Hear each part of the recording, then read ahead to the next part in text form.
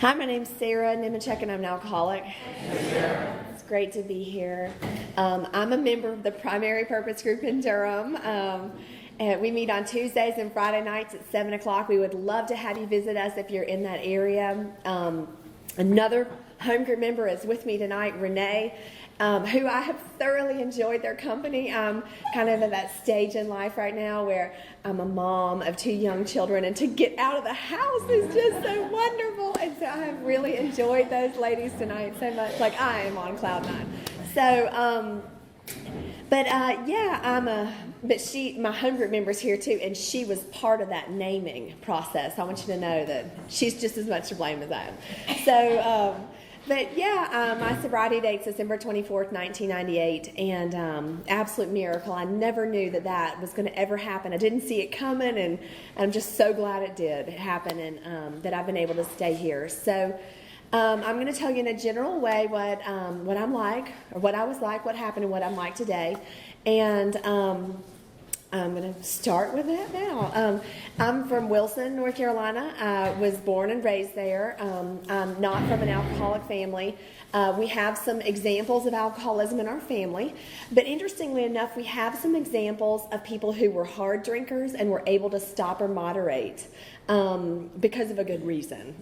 Like our big book talks about the categories of drinkers, and so my family has some good examples of people who did not need Alcoholics Anonymous but were able to stop. My father was one of those, and interestingly enough, my dad's able to socially drink today, so he's just definitely not one of us. But I didn't grow up around alcoholism. Then in the years that I was growing up, my mom had kind of laid the law down to my dad, and my dad was in those years of complete abstinence. And so I did not grow up around alcohol.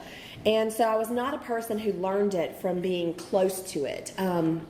I was given a lot of good morals and principles and values. I was raised in a religious home. I had a good experience with that. I was raised Catholic. I know a lot of people didn't have a good experience with that, but I had a great experience with that. I thought I wanted to be a nun. My joke is now they would not take me based on who I have been and how I have lived. But I had a great experience with that, and I was able to connect with a power greater than myself as a child.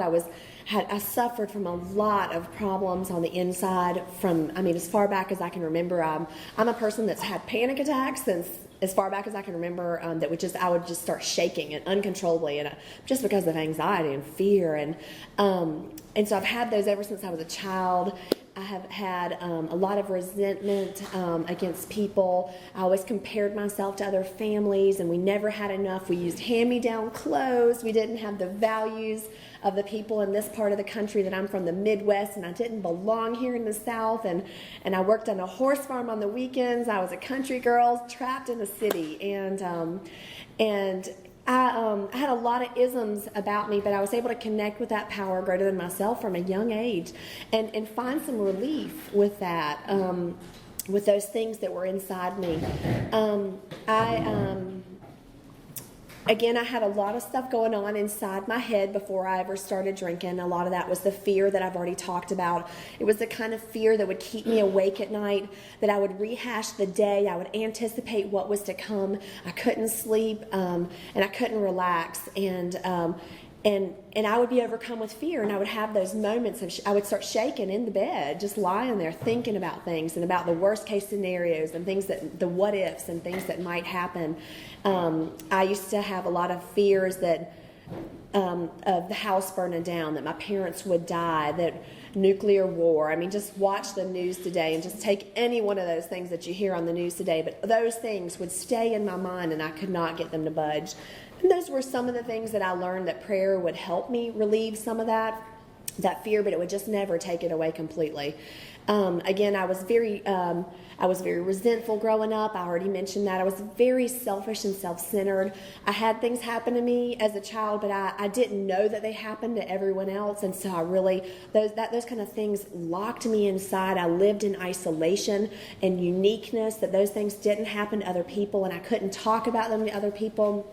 Just fostered a lot of isolation, being separate from other people, and I just had a lot of the isms. My mom would tell me, like even before I came to AA and had you guys tell me that selfishness and self-centeredness is the root of my problem, my mom had told me that I didn't think about other people, that I only thought about myself. My friends would tell me that I talked about myself excessively. And so, I mean, I heard all that stuff. So I had a lot of problems before I took that first drink. And I took that first drink when I was 13 or 14 years old. I was working on a horse farm in Rocky Mount, North Carolina. I got a good friend who's from my neck of the woods and here tonight.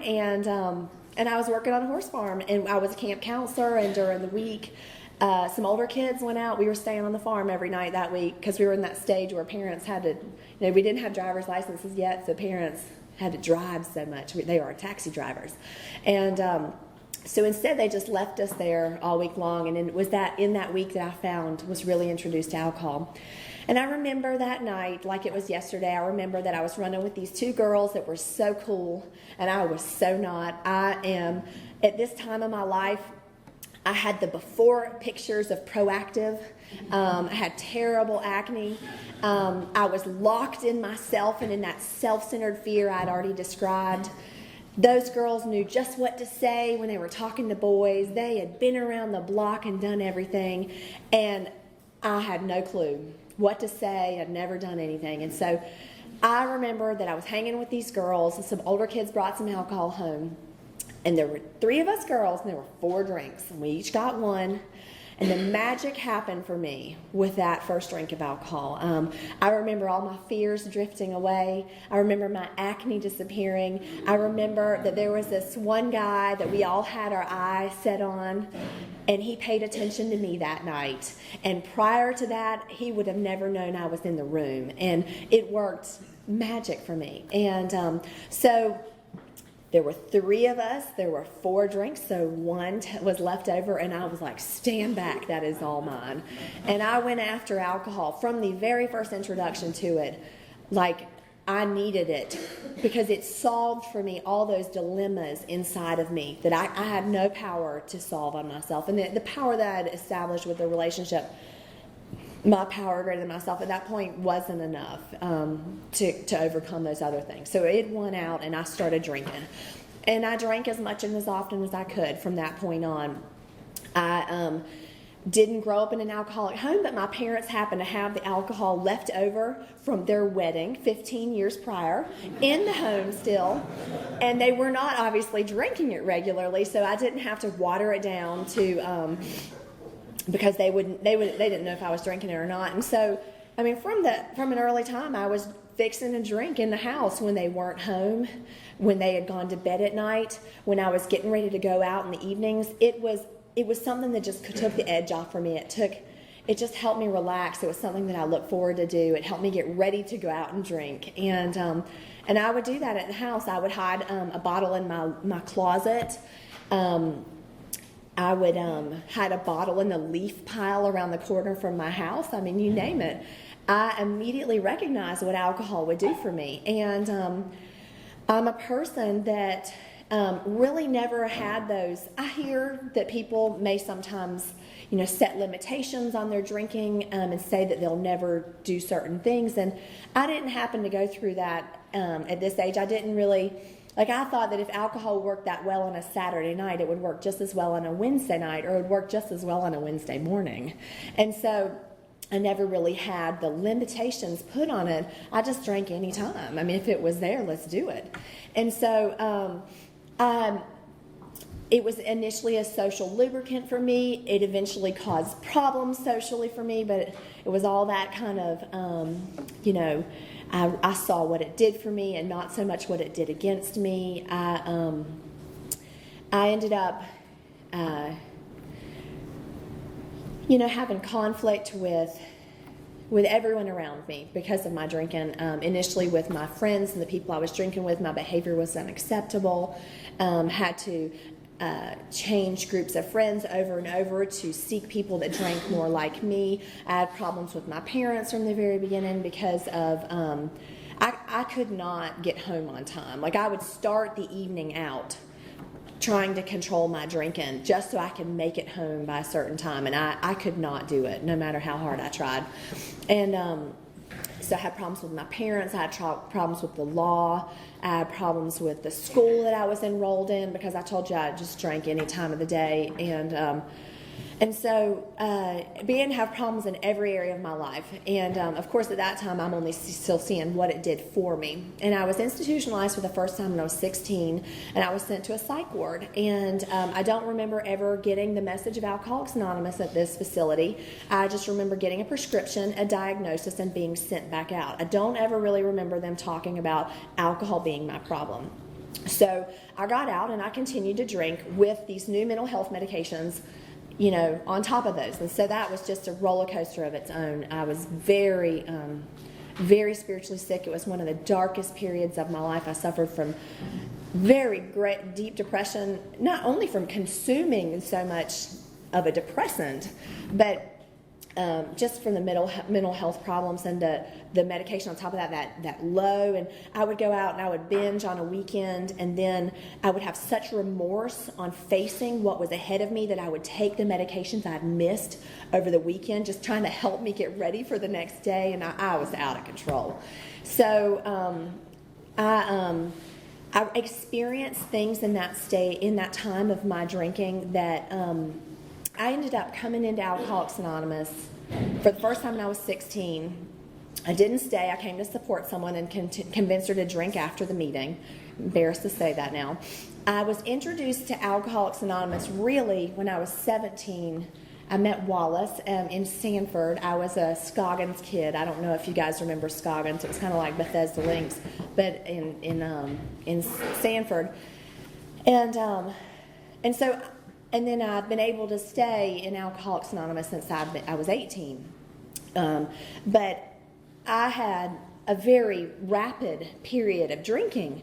And so I have had to suffer sometimes to find the progression that was evident in those few years that I drank. But that progression was evident. And I remember when I got sober at 18, I'm jumping around a little bit, but I remember that we would have to defend our right to be here sometimes. We were so young that I would have to almost defend why I had drank enough to be here. And I remember I would get offended that people would treat me like a child. I had lived through very adult-like things, but they would still treat me like an 18-year-old child. And but I remember that this time of my drinking, I experienced things that many people who have drank 30 years did not experience. And I'm really grateful for those experiences now. I'm a person that I have slept in a gutter. I have done things, that I have done anything and everything to get a drink, and I've done anything and everything to get a warm place to stay at night, walking the streets and being outdoors in the winter. I was a brown bagger because I thought it was cool. I mean, I just did so many things that many people, because they were, in their 30 years, I experienced those things, and those were the things that I was able to hang on to when I finally got to Alcoholics Anonymous. But they happened in this year of my life. About a year from the date that I was institutionalized the first time in the psych ward, I ended up getting institutionalized again. It was kind of a strategized Al-Anon attempt. It was kind of an intervention that they kind of just planned it in advance and waited for the right moment to pounce, and they did. It was a police intervention. I was arrested, taken into custody, and then immediately sent to a detox for a period of time in Raleigh. And while at that detox, we would have home care, family planning, aftercare meetings, and it was decided there at that point that my parents, in order to live with themselves, wanted to see me institutionalized till I turned 18, because they wanted to know that they had done everything within their power to help me prior to that point. And that was just how bad I was. I was a person that obviously had problems. It was obvious to look in my eyes that I was empty. I had gone to school counselors and asked for help at that time, and the response that I received from school counselors was judgment. I could see and just repulsion of a person that could live the way that I could live. I could go to church people and scare them with the things that I told them, those dear, good people. You guys were wonderful. I love that about Alcoholics Anonymous, that I could not scare you with my life experiences. And so I've really had some real problems.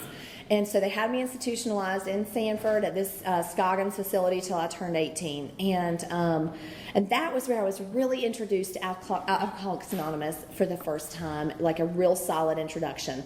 I was forced to be there. It was against my will.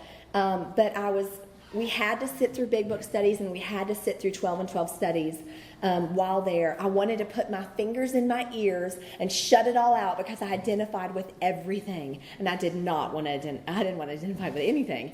I wanted to continue drinking. I'm not much of a drug addict.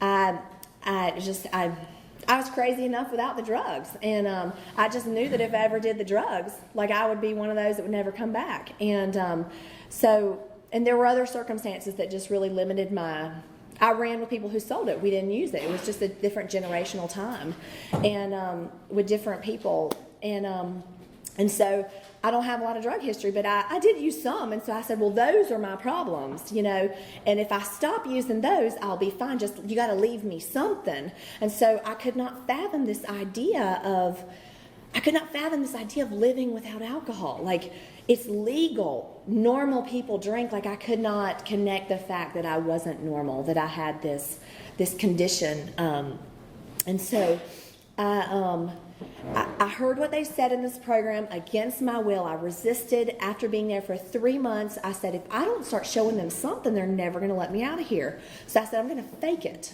I'm going to show them what they want to hear, and I'm going to do what they want me to do.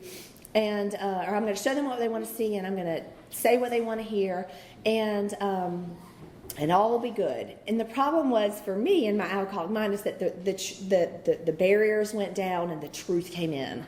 And I ended up getting a sponsor while I was in that place. I had someone come in from the outside and begin to work the steps with me. And so I had a good experience with Alcoholics Anonymous. I began to get some of the rewards of the program back, within my family, within myself, I remember that when I was drinking and involved in that program, I remember that one of the things that came back was my self-esteem. Like, I did not defend myself when I was drinking. I had no ground to stand on, if you want to know the truth. But I remember that I just began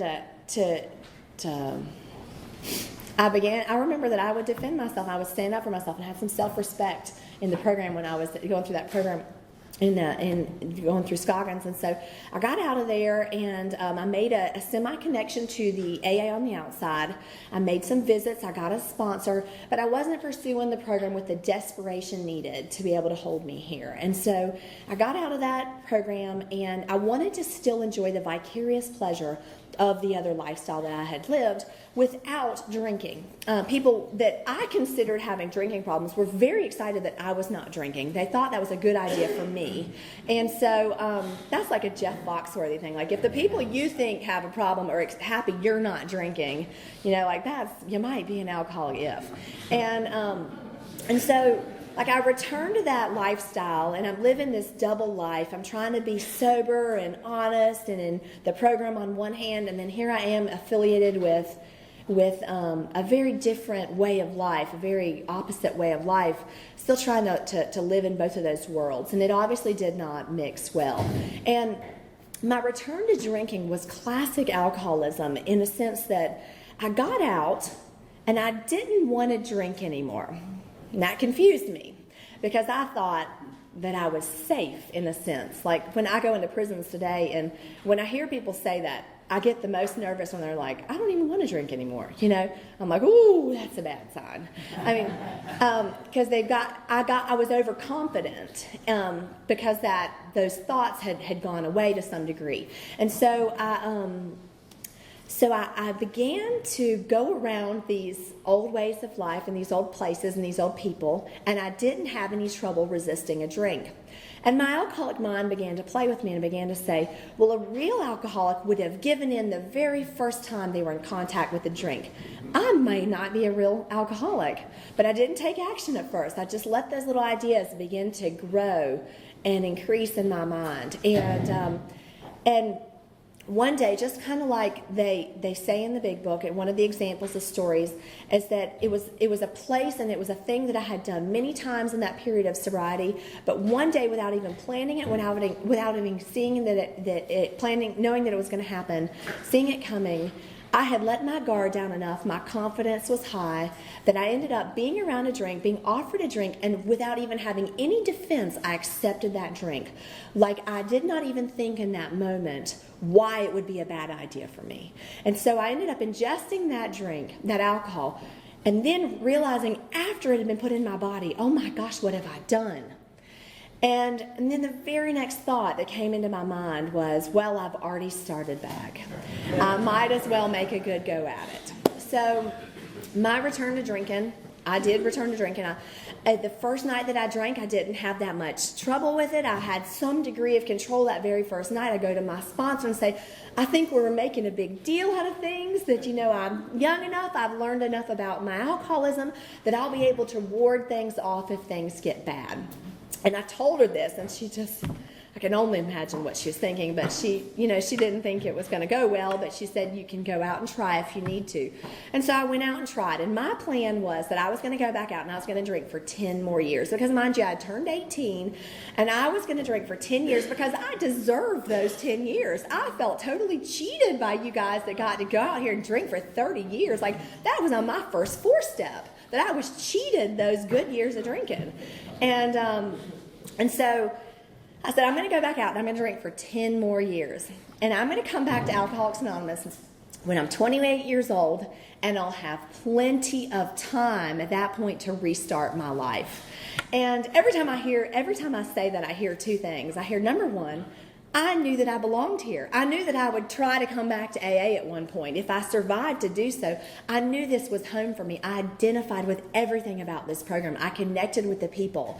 And I knew I had this thing. I've been called the alcoholic in a group of people long before I knew what that really meant, that it meant to stop. Like here in these rooms, being called an alcoholic means you got to stop. But I've always been called an alcoholic by my peers and the people I was drinking with. And I knew that I was one. I had everything. I had the condition in the mind as well. I knew I had it. And the other thing that I said, I'd go back out and I'd drink for 10 years and I'd have plenty of time to restart my life.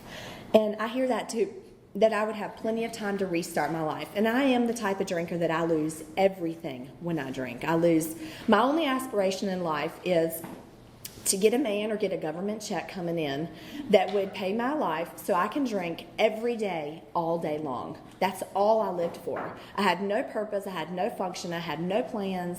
That was all I aspired to. And so I lost everything when drinking, and that was okay. I was willing to lose everything. Just give me 10 more years of drinking, good drinking, I thought. So I go back out and I drink, and the joke is I only made it 3 months, but they were very difficult 3 months. I returned to drinking, and while that first night returning to drinking may not have been catastrophic, very shortly after it became out of control.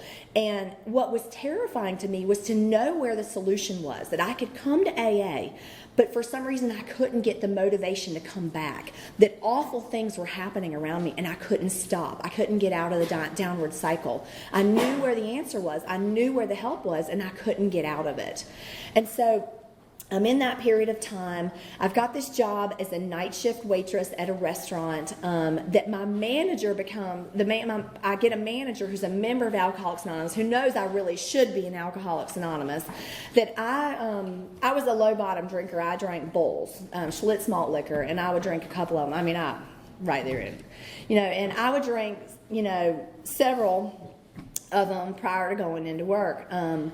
As a waitress, because I needed that before going into work. I was dependent on the alcohol, and I needed it to talk with people and to make my tips and stuff like that. And I just remember like images of me coming into work after being drunk, and the AA manager was up at the front register, and he'd look at me come in, and he'd just put his head down and shake it when he'd see me, like, oh my gosh, she's in terrible shape. And it was a rough place. Like if we were short a cook, we knew which liquor house the cook would be in to pull him out of to like bring him into work. So it was a rough little place, and I fit right in there. But I ended up drinking for 3 more months, and they were terrible 3 months. Everything that AA said was going to happen, jails, institutions, and death. Everything happened or was on its way to happening.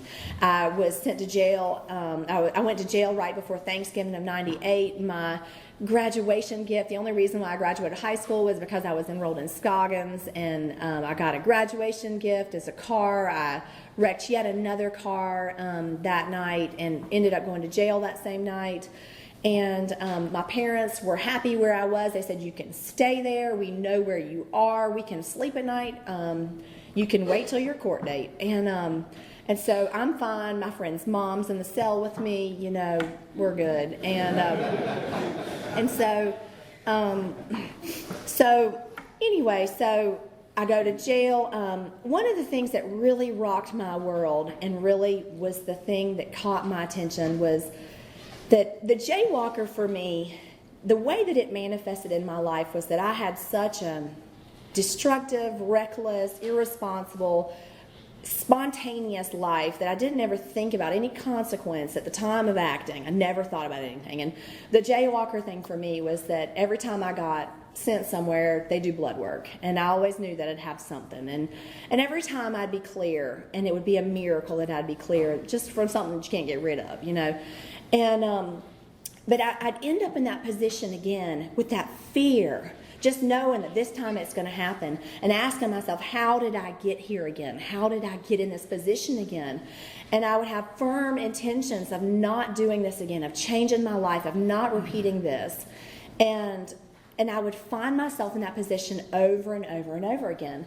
And this time was a repeat. This very final time was a repeat. That very night that I ended up going to jail, someone earlier that evening had just kind of squared me off and said, Sarah, have you been dealing with so-and-so? I had. And they said, I know for a fact that this guy's got HIV, and you probably have it. And I knew at that point I probably did. And it was a blow to me. It was the thing that I'd always run from, and this time it was probably real. And so that very night, and I go to jail. I can't get out. I'm wanting to just go to a doctor or do something. I can't escape. I'm sat down in that jail cell. My buzz wears off. I'm brought back to reality. And of course, from the small town that I'm from, you cannot talk about that stuff like that. But in the small town that I'm from, word got out, and everyone knew what. And I was referred to. It was a human low, that time of my life, to be treated, you know, as a person with HIV. It was awful. I was referred to, I was talked to, I was approached about. That was a very difficult time in my life, and in that small town. And so I ended up getting able to bond out after a couple days and just facing the reality. And Tom talks about a period of time where he just drank to blot out the reality of what life had become. And that next month for me was a time where I was blotting out the reality of what life was and what it was to be for the rest of my existence. And so I didn't change anything. I didn't do anything. It was that kind of drinking where I just could not face a moment of sobriety. I could not handle the reality. I just needed to drink every hour of the day. And so I did the best I could. But right before Christmas Eve, my remonstrances of friends terminated in a row, and I became a lone wolf. And I understand that. I was all alone. I had no one. I had no money. I had no one to buy me a drink. I had no means to barter for a drink. I was out of options. And somebody came and got me from my house right before Christmas, against my mother begging me not to leave. I had a knack for ruining holidays. I rolled cars on Christmas Day. I went to jail right before Thanksgiving. I gave my dad black eyes for Christmas pictures. Just awful. And my mom begged me not to ruin another holiday for my family. I was the oldest of 4 kids, and I was restless, irritable, and discontent, and I needed that next drink. I needed the relief that next drink would offer, and I had to leave. And I left that night, and this one person paid for me to drink that night. He bought me something, and I remember drinking that night, and I remember more clearly than ever this realization came over me, or something came over me, and in a drink, that I realized that alcohol was not working anymore, that it would not shut off my mind, and it would not shut off the reality of my existence and the things that were in front of me. And for some reason, I just told this guy, this is completely uncharacteristic of me when I was drinking, but I told him, take me home. I'm done. Take me home. And I went home that night. I never went home till I was sobered up. And I went home and I interacted with my family that night. My mom's a kind, timid Christian woman. And I go up against her, demanding something to eat out of the refrigerator. She's desperately going through it, trying to calm me down because she's got 3 younger children in the house. Do you want this? Do you want this? Do you want this? And I'm like, no, no, no. I had been running the streets. I thought I was ghetto. I mean, I was something else. And so I remember in the midst of that interaction with my mom in front of that refrigerator, I remember seeing our eyes meeting, and I remember seeing fear in her eyes, and I remember seeing sadness in her eyes about what I had become and the person that I was. And something about that was what turned out to be my moment of clarity. And something happened in that moment. I didn't realize it until afterwards, but that was a very special God moment. And that very next day is the day that I mark as my sobriety date. So I was in very bad shape, emotionally, mentally, spiritually, but physically as well. I was drinking around the clock. I would work my night shift job. I would drink to go in. And then my friend, I was 18 years old, and my drinking buddy was a 54-year-old lady who knew exactly where to buy liquor at the time we got off in the morning. And I would get off, and she and I would go drink in the morning. And I was not bathing because there was no time to do that and no place to do that. And so I ended up getting a sore on my body from not bathing. And I was in physical pain those first few days of sobriety. But I can't tell you how many sponsors or sponsees I've had over the years that were, like my first home group, you had to walk down a flight of 12 steps to get to the basement where we had our meetings. And I can't tell you over the years like how many people were in too much pain to go down those stairs. And I was in pain that they compared to childbirth. But something was different inside me. I wanted to go back to those meetings. And I went back to those meetings regardless of the pain, the physical pain that I had. I went back to those meetings. And AA began to be born inside me. And I did not approach AA like knowing that everything was going to get better.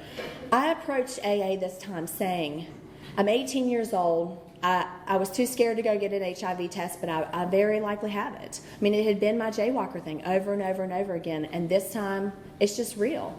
What do I have to look forward to? I'd never planned my future. I'd never said, what do I want to do when I grow up? I was going to die. I wasn't going to even live into my 20s. Why? There was nothing to look forward to. The kind of life that I had was never a life that got better as time went on. Everything deteriorated. Everything I touched got worse as time went on. And I didn't have hope, and I didn't have plans, and I didn't expect this thing to work. But I approached AA this time with an attitude that I was going to give it one good try. And if this one good try did not work, I was going to do everything perfect. I was going to follow every one of y'all's suggestions. I was going to do everything you said. And if it did not work, I wanted to have the peace of mind to know that I had done everything and that it did not work. And I stand before you today, and it has worked. So, and I tear up because I did not believe that it would work upon trying it. And so I plugged in with a sponsor from the very beginning. I got sober in a very strong group of Alcoholics Anonymous, where sponsorship was something that was given. It was not optional. Everyone after the meeting branched off with their sponsors and their sponsees. It was an ethic that ran deep in that group. And that's all I ever saw. And so it wasn't a question. I got one. And so I plugged in with her. I was brought up in AA where the big book was read to me. I was probably a little offended that the big book was read to me, but I was also like one of those cases that would like tear that coffee cup up in a meeting. Like I couldn't sit still and I was going to pieces just being sober. So that was fine. So I think that a lot of changes happen. I personally, my experience is that step 1, 2, and 3 are very inside things. Step 4 is my first physical evidence of something in my hands. My wrestling with step 1 was that I just came in and I didn't really pause or think a whole lot about it. I just was here. I made it back this time. I jumped right into step 2, and I had I'd had this relationship with the power greater than myself when I was younger. And like the 12 and 12 describes, is that sometimes it's more difficult for those who once had a relationship to find this relationship again. And it was definitely my experience. And I didn't know how to pray. I was raised Catholic. Like, we know how to pray. And I couldn't even remember those prayers. Like, I remember, in jail trying to remember one of the prayers, couldn't even remember it.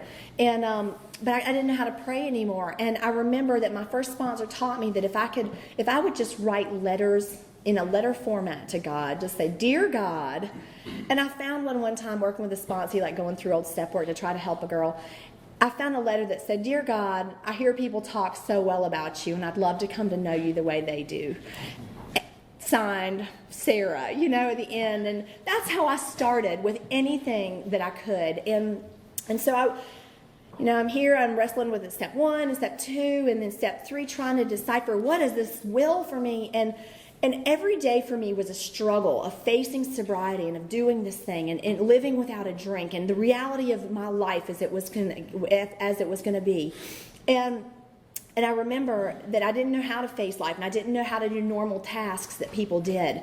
And I remember just being brought to my knees one morning in my bedroom, just being overwhelmed at having to face life sober. And I remember just crying out to God and saying, "God, if you'll help me find another way to live, I'll give you everything I've ever been through. I give you my life. I'll use any experience I've ever been through if you'll just help me find another way to live." And that for me, even though it wasn't a formal, third step with a sponsor, that was really the third step movement in my life. And I still do that today. My life is an open book. I share about everything because I told God that I'd give him everything. And so I took that third step. I dragged my feet on the fourth step for a while, but I reached a place where not much more was going to change. Like, a lot changed just stopping drinking for me. A lot changed with connection with a sponsor and having that step 2 manifested for me. Like, I could have instant restoring to sanity after having a conversation with my sponsor. So like things like that, life was getting a lot better, but it plateaued out. And if I wasn't going to go forward, I wasn't going to get a lot more relief, and I wasn't going to change much more. So I was forced into this fourth step. I didn't drive at the time, so my sponsor would drive me to meetings. We would get there early. She'd sit there and read a book while I would sit there beside her and write. And I did a fourth step. I thought I had to do it perfect. It was a single notebook long. I feel so bad for my sponsor when it came time to do the fifth step.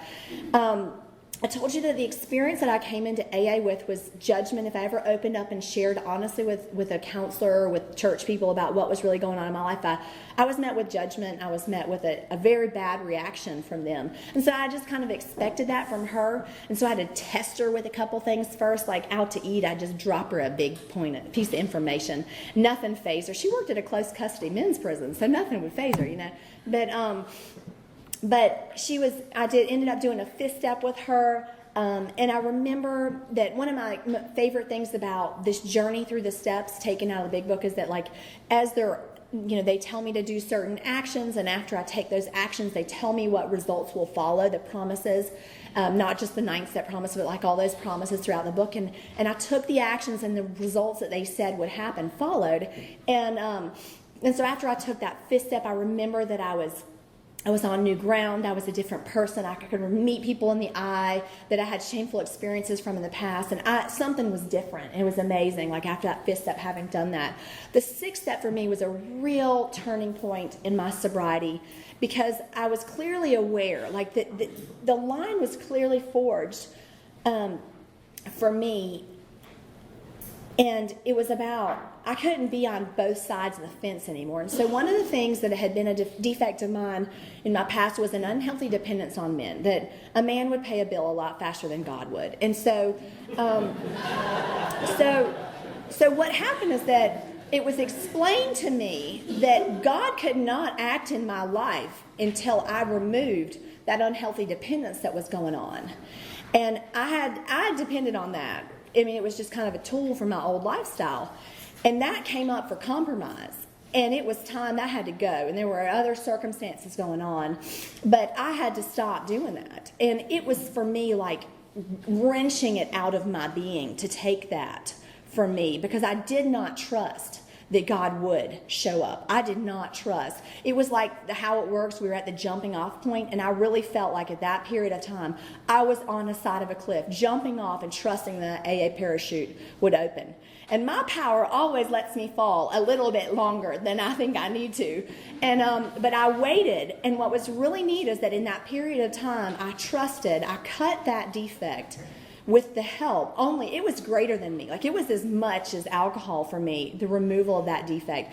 But I cut that defect with the help of the people around me and the power greater than myself. And AA showed up. My power greater than myself presented me at that time, eventually, after testing me for a little bit of a time, with what was to become my profession. And so after a little while of suffering with this path that you guys suggested, an AA member came up to me and said, "Hey, I'm a dentist. I've got a little temporary part-time job open in my office. I wanted to know you got a year sober. I was wondering if you might be willing to just help us out while this girl's out having a baby. And it's just part-time temporary." And I said, "Of course. Oh my gosh, a professional job." And I did not know how to act on a professional job. The first day I went, I dressed inappropriately. He put a lab coat on me. And so,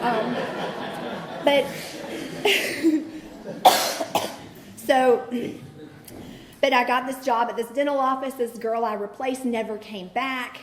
And that's a profession where you can be trained on the job still. They don't do background checks usually. I'm not trying to recommend that profession, but anyway. But it was a great profession for me at that time. And the girls around me that I work with are like, "Hey, have you ever thought about what you want to do when you grow up?" And I'm like 19. I'm like, "No, I hadn't." And they're like, "Well, have you ever thought about being a dental hygienist?" I was like, "No, I hadn't." And it doesn't sound very interesting. And so, but they, the hygienist there had an admissions packet sent off to my door. And comes in the mail one day. I open it. I call my sponsor. I'm like, "What do I do with this thing?" She says, "Fill it out." And I said, I don't know if I want to go." She said, "Just fill it out. You don't have to know if you want to go. Just fill it out and send it back in." So I fill it out and send it back in. And then the acceptance letter comes later. And I call and I'm like, "What do I do with this thing?" She's like, "Go." And so I went to hygiene school. My God has a sense of humor. I went to hygiene school next door to the psych ward that I graduated from. And so it's almost like God showing me what I can go back to if I stop doing what had gotten me to that point. But I have been a person that has always maintained Alcoholics Anonymous at the center of my life. That everything I have received back in Alcoholics Anonymous has been put around AA, because I have that in the center of my life, have I been able to maintain those things that have come back. And there have been a tremendous amount of things that have come into my life now because of Alcoholics Anonymous. I have a home group that I have responsibilities in. I have sponsees that I have responsibilities to. I am now, I'm married now. I have 2 children. I did find out when I was a year sober, my sponsor went with me, and I still to this day am HIV negative. But just knowing that and knowing what my potential is never powerful enough to keep me from taking that next drink. That I have to have something that's deeper, that has depth and weight, that will keep me here. I've got to have all the jet engines on fire. I am so sick. I may not have gotten to a drink my 30 years, but I think I was just sicker than y'all getting here this, sooner. And but I'm just really a person that if I slack up on this program at all, I begin to sicken immediately. And so I'm a person that's always had to be seriously active in this thing, because that's how sick I am. And so anyway, so I've had a lot of things. I'm a mother of 2 beautiful little children that really, if you're not a mom, you don't need to be one. I was telling someone that on the way home, that I love my kids and I'm committed 100%, but I did not need to do that. But they are wonderful, and my biggest goal today, I've got all these things. I've got responsibilities in 2 different schools that my daughter goes to, and all these beautiful things that AA's given me the opportunity to rejoin life. You guys have socialized me. You have brought me back. You have done everything from teach me how to dress, to teach me how to act, to teach me how to interact in a business meeting that I may get to participate in at a school PTA meeting, And so I've got all these new things that are being added back to my life, but I still to this day am going through uncharted territory for me, that I need the guidance and the experience of other people, because I have no more answers to go through that uncharted territory than I did the day I walked in. And the things may have changed from where I was when I first started, but it's the same principle. I have no clue. And if I'm unteachable, Steve says he's still teachable. He was talking about that at dinner tonight. And but I'm still teachable too, and I've remained that way because I don't know what works. And I go through moments where I'm not so teachable, but I come back to, my alcoholism beats me back in pretty quick. So anyway, there's just been a lot of miracles that have happened in my life since I've been here, but I'm clearly, aware that I've got to keep doing this process. I've got to keep revisiting those steps when it's obvious that I need to go back through. Every couple of years, I make an effort to go back through. I'm actually involved in the steps with a sponsee at all times. And so, and I'm navigating this little period of motherhood, trying just not to damage those two little beings growing up, because I'm the kind of person that can damage another human being. So anyway, I'm so grateful to be here. Thank you so much. And thank you, ladies, for riding with me. So that's all.